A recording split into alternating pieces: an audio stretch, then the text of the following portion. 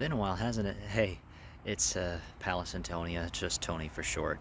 Um, so a few days ago, I was reading *The Republic* by Plato for a philosophy class, of course, and I came upon a part somewhere in the 360 to 370 range in terms of the stanzas that we had to read, or whatever the hell you call those sections in the Socratic dialogues, but it was basically Socrates, Adeimantus, and a few other interlocutors, and they were talking about how to best run a city in order to try and figure out what the nature of justice is.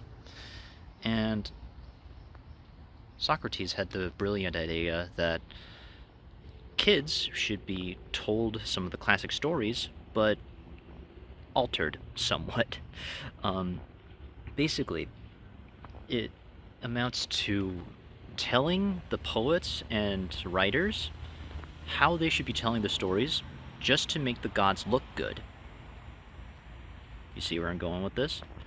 And telling any stories where the gods look bad, obviously it will make them not look good, and so people won't be inclined to follow them so much.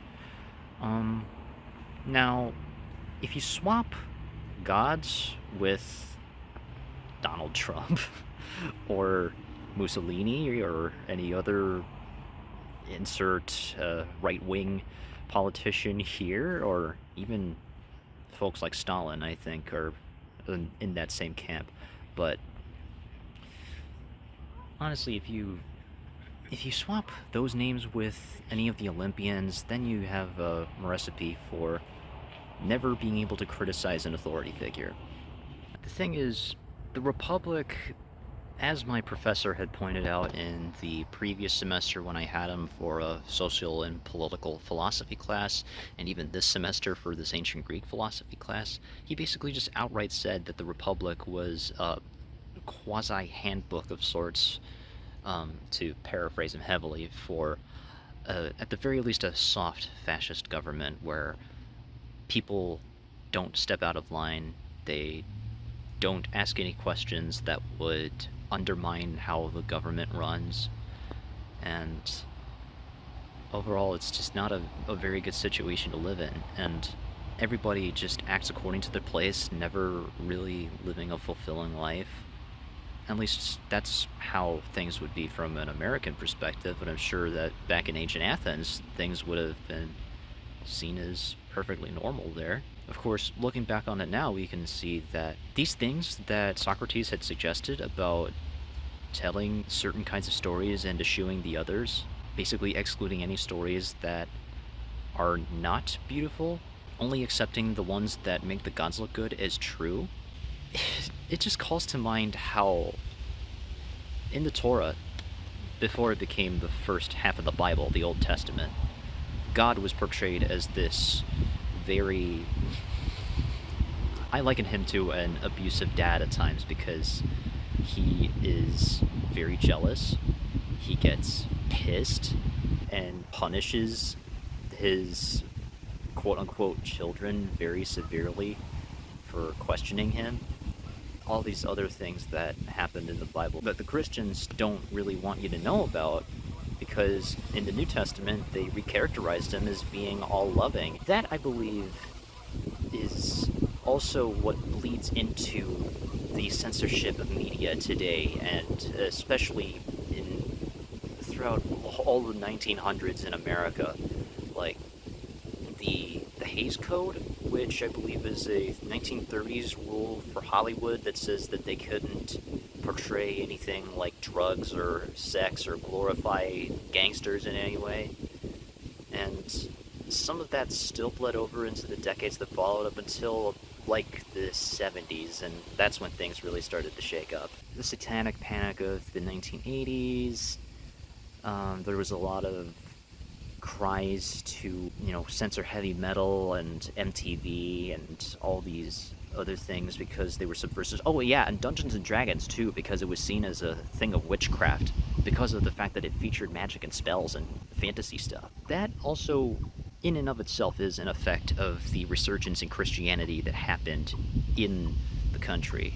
All in all, people, myself included, say that religion is the root of all evil, but now I'm seeing that, well, of course, the Christians and the Jews got some of their stories from Greek mythology and Greek history and the Roman stuff equivalent to it anyway, so of course they picked up the censorship and sanitization of media from that. In effect, along with it, it also comes that the sanitization and censorship of media naturally is an arm of how fascists control the population. It's only telling certain stories that make the leaders look good naturally corrupts those who are not so willing to question, or otherwise makes people fall in line and not really act out in any way, because it would undermine how the governments work. It's also why these days we have Marvel movies that are effectively propaganda for the US military, and shit, some of those movies, if not all of them, were funded by the military-industrial complex. Same thing with Top Gun and Silence of the Lambs, which are two movies from a very, very long list that is on Wikipedia. You can look it up. And basically, regular people are tricked into thinking that only the good, well, good kinds of stories, the only good kinds of stories that should exist are the ones where bad guys lose, heroes win, good guys are virtuous and clean, bad guys are insert whatever offends the the ruling class, or the general sensibilities of the public. So yeah, I told my professor all about it yesterday morning after class, and when I had laid everything out, he was unable to really add anything more by his own admission. It was kind of cool, but I also at the time wished that he could have refined my thoughts on this a little bit, but I still felt compelled to tell him because he had sowed the seeds in my mind, and they sprouted then and there when I actually read the material for myself in Plato. It was honestly kind of amazing how everything was connecting, from the things that I had learned in his previous classes to the things that I had learned in other classes, like one for media studies, which is where I learned terms like high and low culture, which is related, by the way, because any vulgar stories are considered low, and any of the higher stories that I had mentioned before that make the gods and other authority figures look good are considered high culture.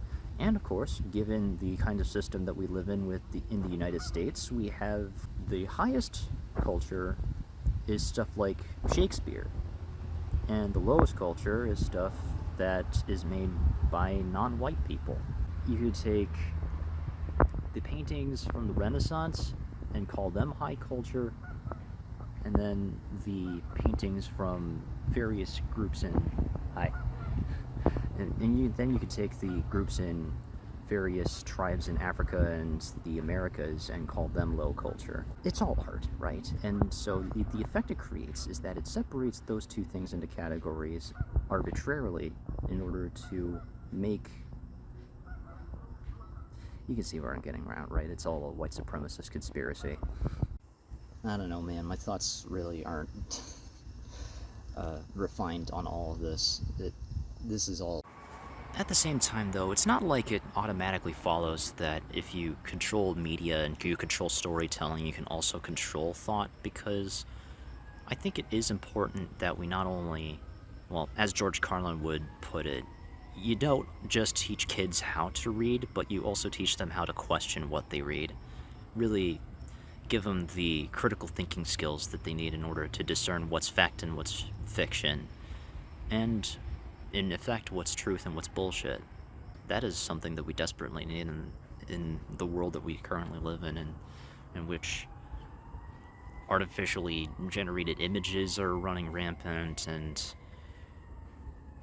Google has this AI thing on its search engine that suggests automatic answers to certain questions that are not verifiable at all.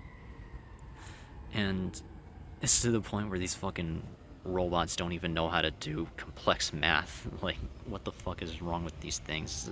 We've made computers to actually do our math for us, and they can do just fine. Why ask ChatGPT for your math test questions? One of these days, too, I ought to, I don't know, find a foundation that's my shade of skin and then put it on my mustache line, because it's been showing the whole time I've been recording. Either that or I can wax. One of these days I could take E and then everything will just fade out. That'll be nice. So, yeah, to sum up this whole vlog, it's high and low culture is bullshit.